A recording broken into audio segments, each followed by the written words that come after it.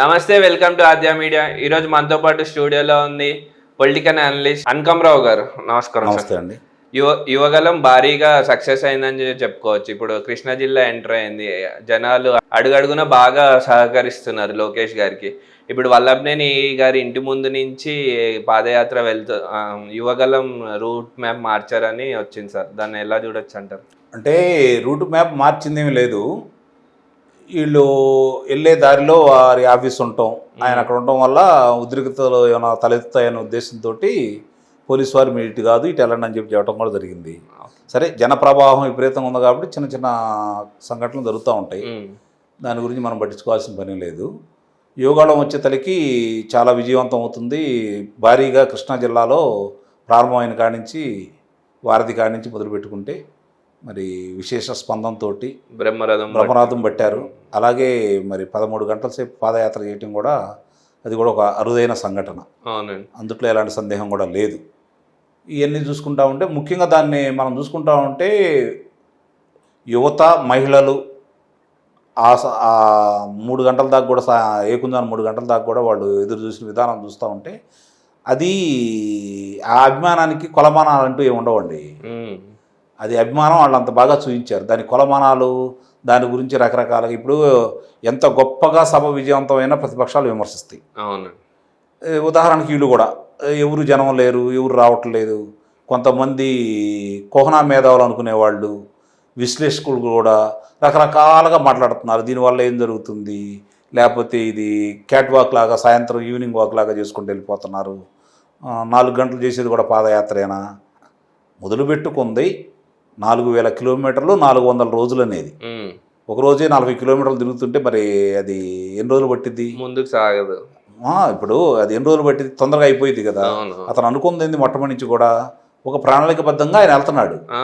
అలా ఎలా వెళ్తున్నారు, ఏం జరుగుతుంది, దాంట్లో ఉంటే చర్చలు ఏంటి, ప్రజలు ఏ విధంగా స్పందిస్తున్నారు, ప్రజలు స్పందించేదానికి లోకేష్ బాబు అనే వ్యక్తి ఏ విధంగా సమాధానాలు ఇస్తున్నాడు, ఆ సమాధానాలతో వాళ్ళకి సంతృప్తికరంగా ఉందా, అతను ఎత్తుతున్నటువంటి ప్రశ్నలు ఏంటి, ఆ ప్రశ్నలకి ప్రభుత్వం దగ్గర సమాధానం ఉందా, స్థానిక నాయకులు ఎమ్మెల్యేల మీద అతను మోగుతున్నటువంటి అభియోగాలకి సమాధానం ఉందా, ఇది కదా వీళ్ళు మాట్లాడాల్సింది. అంటే అవి తప్పుదారి పట్టించడం కోసం, ఆ ఆలోచనలు ప్రజల్లోకి రానియకుండా ఉండటం కోసం కొంతమంది మేధావులు అనుకునేవాళ్ళు, నాలాంటి వాళ్ళు ఎవరి పార్టీకి వాళ్ళు అనుగుణంగా మాట్లాడటం జరుగుతూనే ఉంది. తప్పుదారి పట్టించడానికి నిస్సందేహంగా అనుమానం ఉంది. తప్పుదారి పట్టించడానికి జరుగుతున్నటువంటి ప్రచారం. ఇప్పుడు చిత్తూరులో ప్రారంభమైంది యువగళం పాదయాత్ర, ఒక రకంగా జరిగింది. కొన్ని ప్రాంతాలు చాలా బాగా జరిగినా కూడా కొన్ని ప్రాంతాలు మామూలుగానే జరిగింది. పెద్ద గొప్పగా విజయవంతమైందని చెప్పుకోవడానికి ఆస్కారం కూడా లేదు. చిత్తూరు జిల్లా దాటిన కాడి నుంచి దాని ప్రభావం బాగా పెరిగింది. ఎందుకు పెరిగిందయ్యా అంటే ముఖ్యంగా యువత, మహిళలు మమేకమైపోతూ ఉన్నారు. దానికి ఏంటయ్యా అంటే చిత్తూరు జిల్లాలో ఆయన మొదలుపెట్టినటువంటి యువతతో సమావేశం తర్వాత వాళ్ళు అడిగిన ప్రశ్నలకి అతను ఇచ్చిన సమాధానానికి సంతృప్తి చెంది మిగిలిన వాళ్ళకి అది సమాచారం అంది. ఓహో, మనం అనుకున్నది వేరు, లోకేష్ బాబు వేరురా నాయన, కాబట్టి మనం అతని దగ్గరికి వెళ్తే ఇప్పుడున్నటువంటి నిరుద్యోగ సమస్యకి అతను సంఘీభావం తెలిపితే మిగిలిన వాళ్ళు కూడా ఇంక ఉధృతంగా బయటకు వస్తే ప్రజల్లో చైతన్యంతో వచ్చేసి యువకులు కూడా ఇట్లా ఉన్నారని చెప్పాలనే సంఘీభావం తెలపడం కోసం యువత పెద్ద ఎత్తున కదిలొస్తూ ఉంది. ఏ పార్టీ వాళ్ళు చేసినా, ఏ పార్టీ అధినాయకుడు చేసినా కూడా దానికి సంఘీభావంగా స్థానిక నాయకుల ప్రోత్సాహం ఉంటుంది, స్థానిక నాయకుల సమీకరణ కూడా ఉంటుంది. అది కొట్టివేసే అవకాశం లేదు, నిస్సందేహంగా ఉంటుంది. కానీ ప్రజలు మమేకమైన విధానం కూడా ఆలోచించుకోవాలి కదా. ప్రజలు బాగా మమేకమైపోతున్నారు, ముఖ్యంగా యువత, మహిళలు. ఇప్పుడు అవతల రాష్ట్ర ముఖ్యమంత్రి జరిగే సమావేశాలకి ఇట్లానే జరుగుతూ ఉంటుంది. దాంట్లో స్పందన ఎలా ఉంది, ఇతని దగ్గరకు వచ్చినప్పుడు ఇతను మాట్లాడే విధానం ఎలా ఉంది, స్పందన ఎలా ఉంది అనేది బేరీజు వేసుకుంటే ప్రజల్లో ఏంటనేది ఈ మేధావులకు అర్థమైపోయింది. ఏమీ లేదని చెప్పుకునే వాళ్ళకి, దాని గురించి మాట్లాడుకునే వాళ్ళకి, బట్టలు దించుకునే వాళ్ళకి నేను ఇచ్చే చిన్న సందేశం లాంటిదే అనుకోవచ్చు. దాంట్లో అనుమానమే లేదు. నిజంగా మాట్లాడుకునేటప్పుడు వాస్తవ పరిస్థితుల గురించి ప్రజలకు చెప్పండి. నిజంగా ఆంధ్ర రాష్ట్రంలో మీరు పుట్టి పెరిగిన వాళ్ళైతే ఆంధ్ర రాష్ట్రం జరుగుతున్నప్పుడు పరిణామాల గురించి విశ్లేషించండి. మంచి చెడుల గురించి ప్రజలకు తెలియజేయండి. మీరు మేధావులు అనుకుంటే మీకు భావిస్తే కుహనా మేధావులు అనుకుంటే ఇట్లానే మాట్లాడండి. మీరు మేధావులు అనుకుంటే చర్చలో వచ్చేటప్పుడు దాని గురించి సంపూర్ణంగా ఒక పక్షానికి భుజానేసుకోకుండా జరిగే పరిణామాల గురించి మాట్లాడండి, మంచి చెడు గురించి మాట్లాడండి. అవి లేకుండా అవహేళన చేస్తూ వ్యక్తుల్ని కించపరుస్తూ పార్టీ నాయకుల మీరు మాట్లాడితే మీకు వాళ్ళకి తేడా ఏముంది? నిస్సందేహంగా మీరు కూడా వాళ్ళు ప్రయోగిస్తున్నటువంటి వ్యక్తులనే ఈరోజు ప్రజలు భావిస్తూ ఉన్నారు. అది అర్థం చేసుకోవాలి. జుట్టు పీక్కుంటాను, గడ్డం సరి చేసుకుంటాను, 4-3 ఇంగ్లీష్ పదాలు వాడుకుంటాను మాట్లాడితే ప్రజలు దాన్ని అంగీకరించడానికి సిద్ధంగా లేరు. ప్రజలకు వాస్తవాలు అర్థమవుతున్నాయి కాబట్టే మీరు అంటున్నారు కదా 175 రాబోతున్నాయి, ఆయన ప్రణాళిక వేలేగా ఉంది, ఆయన వ్యూహాలు తట్టుకోలేరు, జగన్ అంటే ఏమనుకుంటున్నారు అని చెప్పి మాట్లాడుతూ ఉన్నారు. అంటే ప్రజలను ఒక ప్రలోభంలో పెట్టడానికి మీ వంతు పాత్ర మీరు నిర్వహిస్తున్నారు. నిస్సందేహంగా మిమ్మల్ని అభినందించాల్సింది. ఎందుకంటే ఒక పక్షాన్ని భుజానేసుకున్నారు కాబట్టి మీరు మాట్లాడే విధానం అలానే ఉంటుంది. ప్రస్తుత పరిస్థితి చూసుకుంటా ఉంటే డబ్బులు ఇచ్చి తెచ్చిన వాళ్ళు కావచ్చు, లేకపోతే బిర్యానీ ప్యాకెట్లు ఇస్తే వచ్చేవాళ్ళు కావచ్చు, ఏకుందాని 3 గంటల దాకా ఉంటారా? మీరు మాట్లాడటానికి కూడా ఒక అర్థం ఉండాలి కదా. అవునండి, ఎవరు ఉండరు. ఈ మాత్రం చిన్నది అంటే మీ విలువల్ని మీరు ఒకప్పుడు కొంతమంది విశ్లేషకులు మాట్లాడుతూ ఉంటే అబ్బో వీళ్ళు నిజంగా మాట్లాడుతున్నారా, ఇది ప్రభుత్వానికి చురకలు లేకపోతే ప్రభుత్వానికి మెప్పు, వాళ్ళు మాట్లాడేది ప్రభుత్వం చేసే మంచి పనుల గురించి మాట్లాడుతున్నారు, ప్రభుత్వం చేసే చెడ్డ పనులు ఎంటగడుతున్నారని చెప్పని చూసేవాళ్ళు. ఇవాళ అలా కాకుండా పోయింది. ఒక వర్గాన్ని కొమ్ము కాసుకునే విధంగా మాట్లాడుకుంటూ ఉన్నారు. ఇప్పుడు ప్రస్తుత ఆంధ్ర రాష్ట్ర పరిస్థితి ఏంటి, ఆంధ్ర రాష్ట్రంలో జరుగుతుంది ఏంటి, దాని గురించి ఇతను మాట్లాడుతున్నాడు. దానికి అతను అడిగిన ప్రశ్నలకు సమాధానం ఉందా, అతను పాదయాత్ర ఎట్లా చేస్తాడనే తర్వాత విషయం. ఆయన అడిగిన ప్రశ్నలకి ప్రభుత్వం దగ్గర నుంచి, ప్రభుత్వ పెద్దల దగ్గర నుంచి సమాధానం ఉందా? లేదు వాళ్ళ తరపున ఒకరితో పుచ్చుకున్నారు, మీరేమైనా సమాధానం చెబుతున్నారా? ఏమీ లేదు కదా. విమర్శించడం తప్ప మీరు చేసే ఘనకార్యాలు అయితే ఏమి లేవు కదా. ఇది ప్రజలకు అర్థం కాదా? ఈరోజు దినదిన ప్రవర్ధమానమై కార్యకర్తలకి ఉదయం పూట సూర్యుడల్లే ప్రకాశిస్తున్నాడు, ప్రతిపక్షాలకి మధ్యాహ్నం మార్తాండల్లే నిప్పులు చరుగుతున్నాడు. ఇది అర్థం చేసుకోవాలి. ఫస్ట్ లోకేష్ అనే వ్యక్తి చంద్రబాబు నాయుడు గారి అబ్బాయిగా తెలుగుదేశం పార్టీలో మీరు చిత్రీకరించిన విధంగా ఓ పప్పని, ఒక పనికిమాలినాడని, ఓ చేతగానాడని రకరకాలుగా మాట్లాడి మీరు అతన్ని వ్యక్తిత్వ హననం చేసినా కూడా, అంటే మీ ఉద్దేశం ఏందంటే, మీ చేత చేయించిన ఉద్దేశం ఏందంటే రాజకీయంలోంచి అతను పారిపోతే, కుటుంబాలను బయటికి లాగితే, ఆడవాళ్ళను బయటికి లాగితే ఇది మనకు ఎందుకులే అని చెప్పి అతను పారిపోతాడు, మనకు ఎదురు ఉండదని చెప్పి మీరు భావిస్తే ఈరోజు అతను స్వశక్తితోటి మళ్ళీ తెలుగుదేశం పార్టీ అండతోటి ప్రారంభించిన ఒక నాయకుడిగా మనం అనుకున్న తప్పు అని చెప్పిన పార్టీ శ్రేణుల దృష్టిలో అతను మెరుగ్గా ఈరోజు ఒక నాయకుడు ఎదగడానికి మీరు కూడా దోహదపడ్డారు. అది కూడా సంతోషమే, మీ వల్ల ఇది కూడా జరిగింది. కాబట్టి ఈరోజు జరుగుతున్నటువంటి పాదయాత్ర చూసుకుంటా ఉంటే చాలా బాగా జరిగింది. అలాగే అతను మాట్లాడే విధానం కావచ్చు, రోజు రోజుకి పరిణితి చెందిన విధానం కావచ్చు, సమస్యల గురించి మాట్లాడుకోవచ్చు. వారానికి 4 రోజులు పాదయాత్ర చేయట్లా, వారానికి 7 రోజులు చేస్తూనే ఉన్నాడు. ఇది ఒకటి దృష్టిలో పెట్టుకోవాలి. ఎలాంటి ఏమి ఇబ్బందులు లేకుండా చేసుకుంటూ వెళ్ళిపోతానే ఉన్నాడు. కాబట్టి అతను చూసి మీరైనా బుద్ధి తెచ్చుకోండి, ఆలోచించుకోండి. ఆ కుర్రాడు ఎలా చేస్తున్నాడు, బంగారు స్పూన్తో పుట్టిన వ్యక్తి ఈరోజు చేంజ్ చేస్తున్నాడు, ప్రజలతో ఎలా మమేకం అయిపోతున్నాడు అర్థం చేసుకుంటే అవగాహన అవుతుంది. మీ కళ్ళు ఇప్పటికన్నా తెలుసుకుంటాయని చెప్పని భావిస్తున్నాను. జగన్ ప్రభుత్వానికి భయపడి బయటకు రాని కార్యకర్తలు కానీ జనాలు కానీ ఇప్పుడు లోకేష్ జనాల్లోకి వచ్చేసరికి అందరూ వచ్చి వాళ్ళ అభిప్రాయం వ్యక్తం చేస్తున్నారు. నిస్సందేహంగా అండి, మొన్నటిదాకా భయంతో బతికారు ప్రజలు కావచ్చు, శ్రేణులు కావచ్చు, నాయకులు కావచ్చు. ఇప్పుడు కూడా నాయకులు కొంతమంది బయటికి సరైన స్పందన లేదు. ఎందుకంటే చూసుకుంటా ఉంటే కార్యక్రమాలు కొన్నిటికి సరైన స్పందన లేదు, వాళ్ళు ఇంకా పిరిగితనంతో ఉండారు. కానీ కార్యకర్తలకి కావాల్సిన నాయకుడిగా ఈరోజు ఇతను ఎలాంటి నాయకుడు కావాలని చెప్పని కార్యకర్తలు ఎదురు చూస్తున్నారో, పార్టీ శ్రేణులు చూస్తున్నారో అవన్నీ ఈరోజు లోకేష్ బాబులో స్పష్టంగా కనపడతా ఉన్నాయి. వాళ్ళందరికీ ధైర్యం వచ్చింది కాబట్టి ప్రజలు ఇంత బయటకు వస్తున్నారు. ఎందుకంటే అతను నేనుంటాను మీ ఎమ్మట పోరాటానికి అని చెప్పి చెబుతున్నాడు. గతంలో ఇప్పుడు ఈ ప్రభుత్వం వచ్చిన కాడి నుంచి జరిగే సంఘటనలకి ప్రత్యక్షంగా అతను వెళ్ళి వాళ్ళ సంఘీభావం తెలపడం, పోరాటం చేయడం చూసిన తర్వాత అతని మీద ఒక రకమైన అభిప్రాయం ప్రజలకు ఏర్పడింది, ముఖ్యంగా పార్టీ శ్రేణులకు ఏర్పడిపోయింది. ఈ పాదయాత్ర ద్వారా వాళ్ళకున్న అనుమానాలన్నీ పటాపంచలైపోయినాయి, ప్రజలకు కూడా ఉన్న అనుమానాలన్నీ పటాపంచలైపోయినాయి. ఎందుకంటే తెలుగుదేశం పార్టీ పెద్దలైనటువంటి చంద్రబాబు నాయుడు గారు కావచ్చు, మాజీ మంత్రులు కావచ్చు, ఎమ్మెల్యేలు కావచ్చు, వాళ్ళు ప్రజలకు ఏం చేశారో, ప్రజలకు ఏం మేలు జరిగినాయో చెప్పుకోవడంలో విఫలమయ్యారు.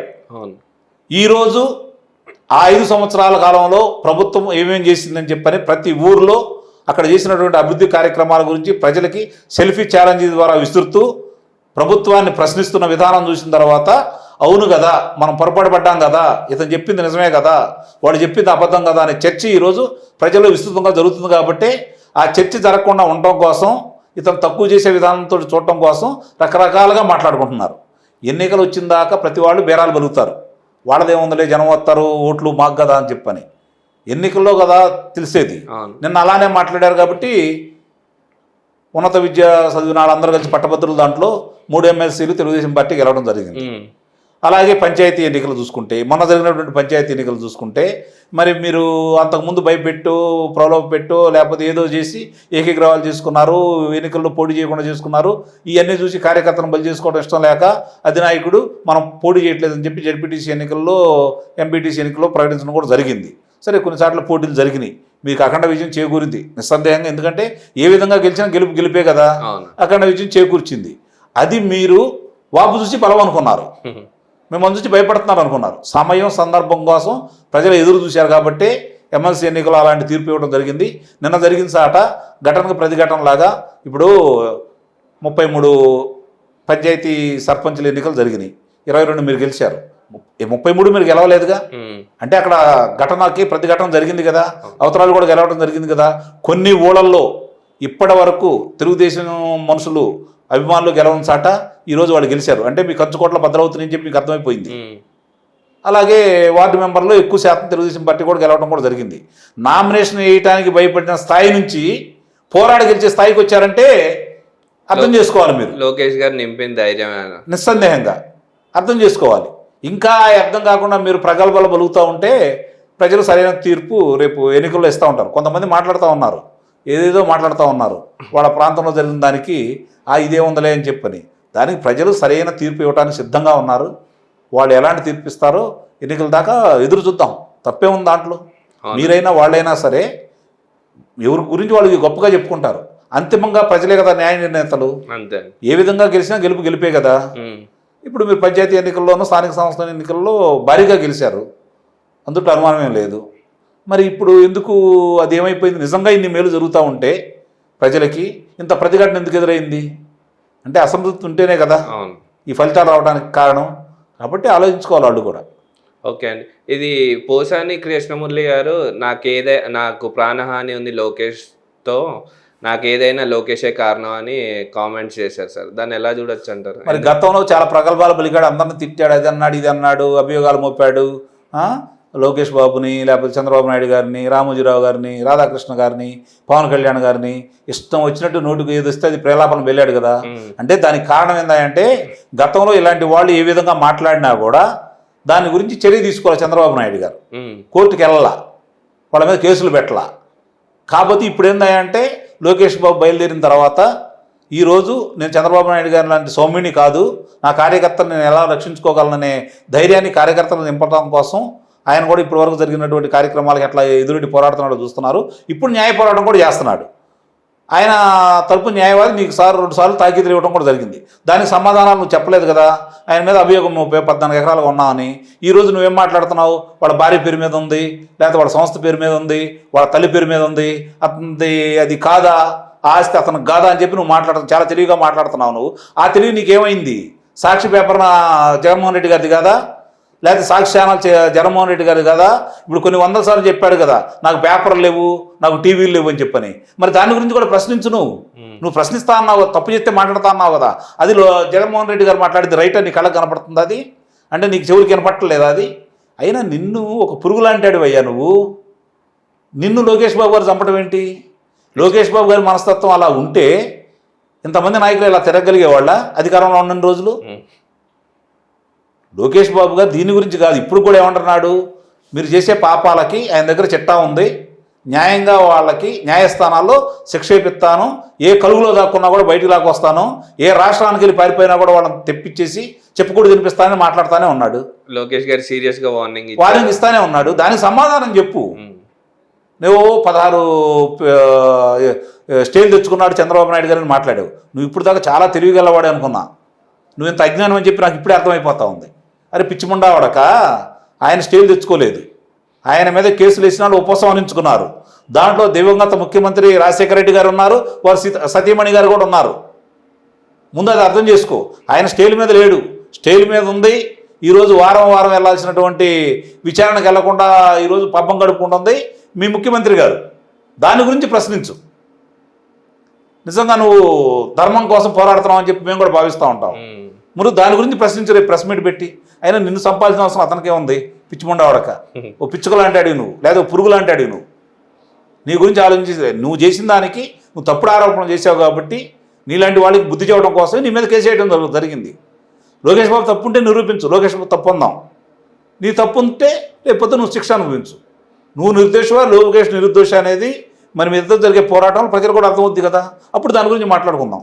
అలాగే పోసాని కృష్ణమురళి గారి లాగా వల్లభనేని వంశీ కానీ లేకపోతే కొడాలి నాని కానీ ఎప్పుడు ఏదో ఒకటి విమర్శిస్తూ ఉంటారు కదా సార్, దాన్ని ఎలా చూడొచ్చు అంటారు? చూద్దాం. ముందు ఇక్కడి నుంచి ప్రారంభించారు కాబట్టి రేపు జరిగేదానికి మరి వాళ్ళు ఎలా స్పందిస్తారో.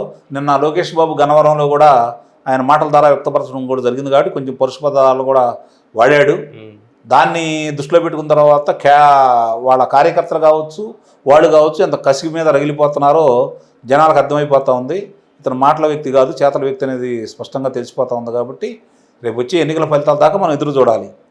నిజంగా వీళ్ళు విజయం సాధిస్తారా వాళ్ళు విజయం సాధిస్తారా అనేది అంతిమంగా ప్రజలిచ్చే తీర్పును బట్టి ఆధారపడి ఉంటుంది. కాబట్టి దీన్ని కూడా ప్రజలందరూ అవగాహన చేసుకొని న్యాయం పక్షాన్ని నిలబడి అన్యాయాన్ని కనుక ఓడిస్తే ఆంధ్ర రాష్ట్ర పరిస్థితులు బాగుంటాయి. అది ఎవరు తప్పు చేసినా, అటు తెలుగుదేశం పార్టీ తప్పు చేసినా వాళ్ళని శిక్షించండి, వైఎస్ఆర్సీపీ పార్టీ తప్పు చేసినా వాళ్ళే శిక్షించండి. ప్రజలు నిజంగా నిర్భయంగా జరుగుతున్న పరిణామాలను దృష్టిలో పెట్టుకొని మీరు తీర్పిస్తే అది ఆంధ్ర రాష్ట్ర భవిష్యత్తుకి ఉపయోగపడుతుంది. ఓకే సార్, థ్యాంక్ యూ అండి.